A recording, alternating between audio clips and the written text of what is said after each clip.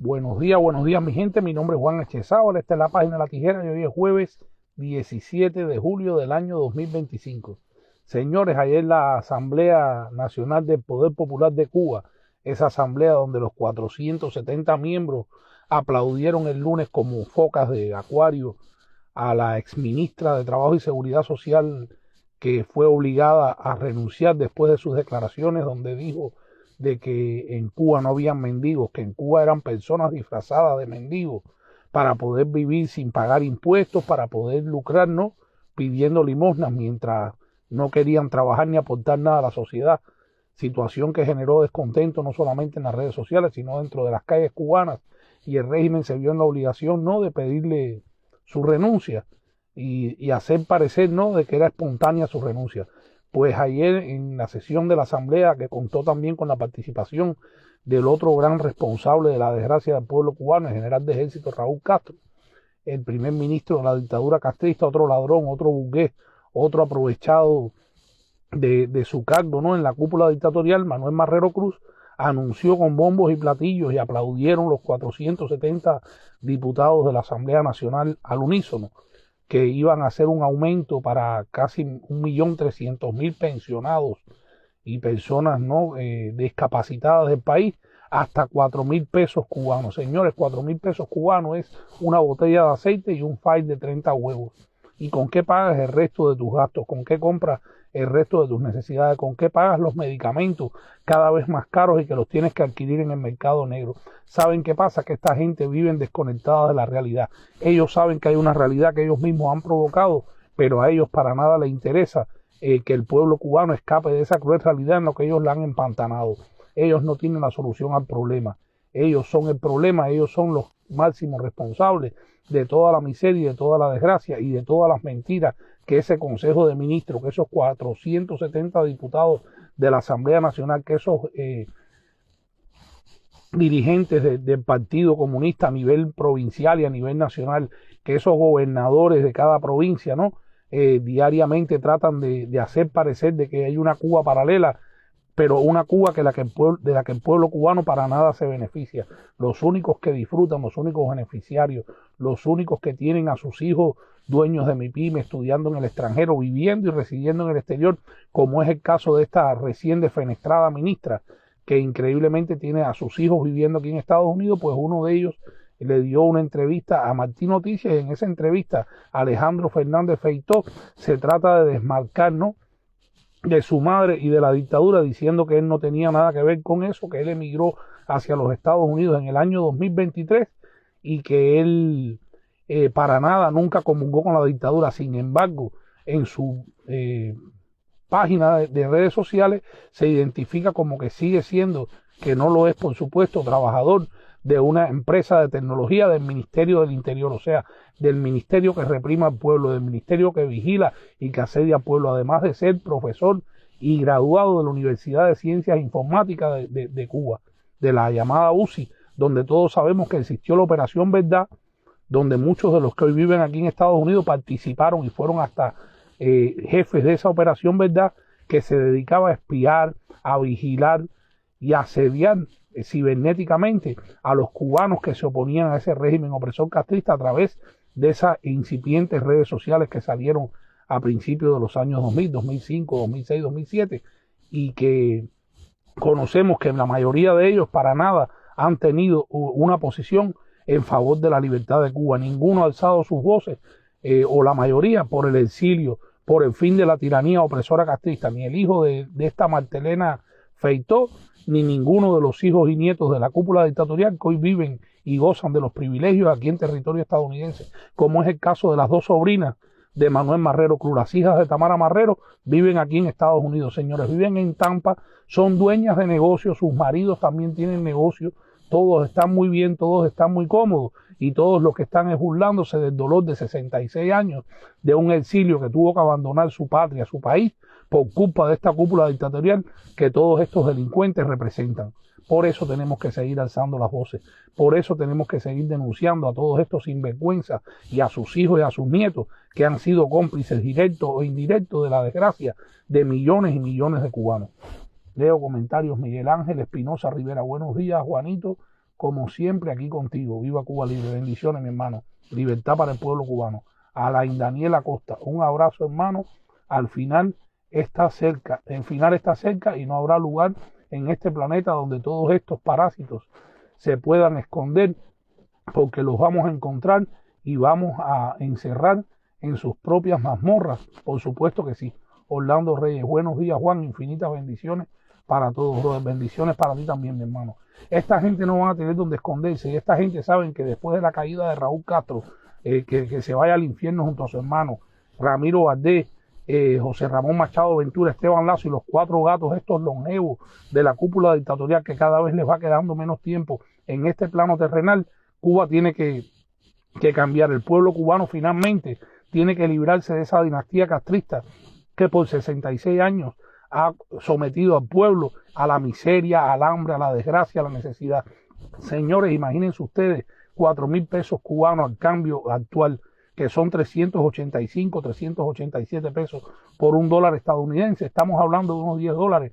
Serían esos 4.000 pesos que para nada le garantiza un mínimo de vida al pueblo cubano. El pueblo cubano, con la inflación económica que el régimen opresor castrista en los últimos 3 o 4 años ha provocado en la economía cubana, tendría que ganar unos 28 o 30.000 pesos mensuales para garantizar las condiciones mínimas, no para darse el lujo de comprarse un buen par de zapatos, ni irse a vacacionar, ni irse a comer una paladaria, un negocio de los hijos y nietos y los enchuflados de la cúpula dictatorial, ni para hacer sus compras, mucho menos en las MIPYMES del régimen castrista, y ni hablar de las tiendas como la de Mariela Castro, ahí el antiguo Tencent de Galeano. Ahí no tendrían acceso de ningún tipo con menos de 50 o 60.000 pesos cubanos.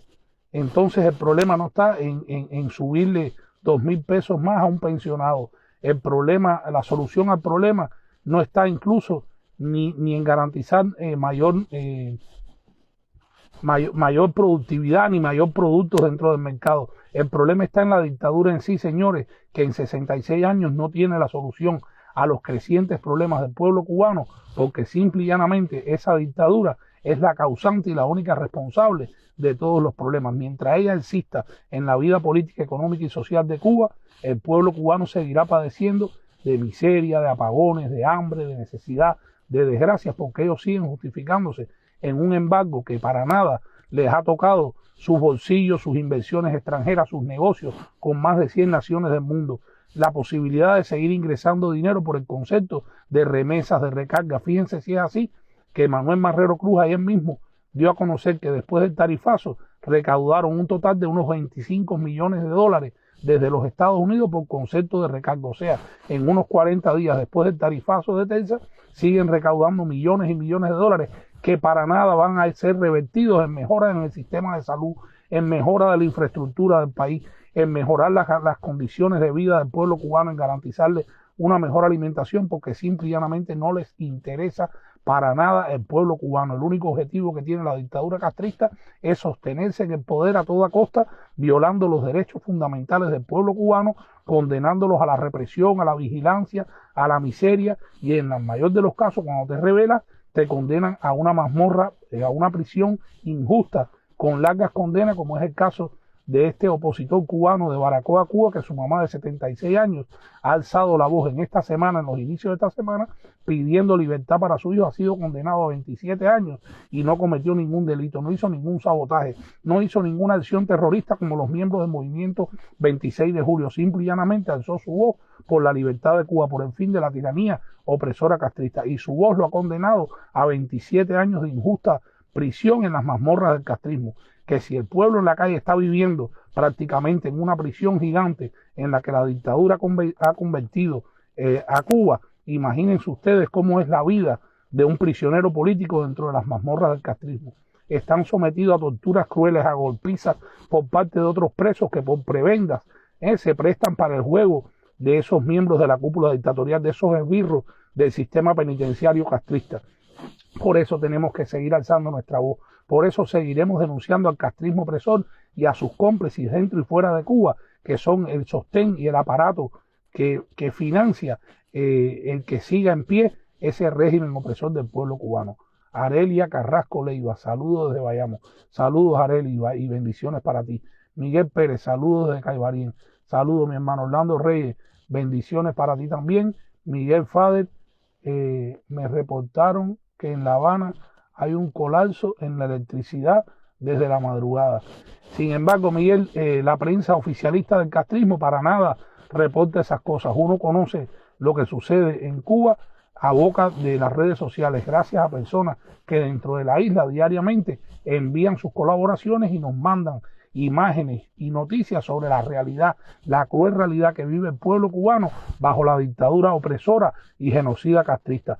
Los países miembros de la comunidad internacional, la mayoría cómplices de esa dictadura, por chantajes, por prebendas, por conveniencia, porque tienen negocios con ese régimen opresor, callan cómplices ante la desgracia de millones y millones de cubanos. Los organismos internacionales hacen lo mismo. Rolly Romero Cortiña, saludos desde Houston. Saludos, mi hermano, y bendiciones. Por eso, señores, tenemos las redes sociales y tenemos a los cubanos que estamos comprometidos con la libertad y con el fin de la tiranía castrista. Somos los que damos voz y los que tratamos de amplificar la realidad de lo que acontece en Cuba para que el mundo conozca que la verdad cubana es bien distante a la que te venden en un paquete turístico, a la que te vende una televisora en Europa donde ponen mulatas, ron, tabaco, fiesta, alegría, carros antiguos bien maquillados y pintados y calles por las que la mayoría de los cubanos ni transitan en polos turísticos, o el centro histórico de La Habana Vieja, que es solamente el 1% del resto de los edificios y de las calles circundantes que se están cayendo a pedazos y están anegadas en basura. Esa es la realidad que tenemos que mostrarle al mundo, la realidad que el régimen opresor castrista, su prensa oficialista y la prensa internacional cómplice de los regímenes socialistas y comunistas no muestran sobre cómo vive o cómo sobrevive el pueblo cubano después de 66 años de una tiranía opresora, comunista, castrista.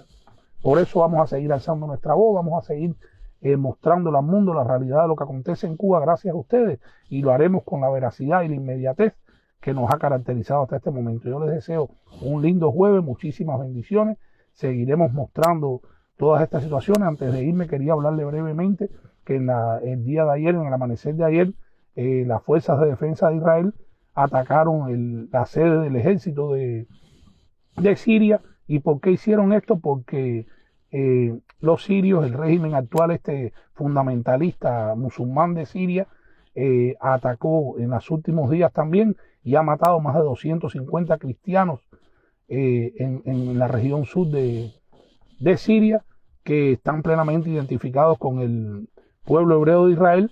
Pues ellos, en represalia a eso, han destruido sus iglesias, han asesinado a muchos cristianos sirios, y en represalia a eso y en respuesta a eso, el gobierno israelí hizo este ataque. Este ataque es un ataque preventivo que vuelve a encender, ¿no?, las chispas de la volatilidad del Medio Oriente y de la situación actual que vive el pueblo hebreo de Israel en su lucha con todos los fundamentalistas y los terroristas de la región.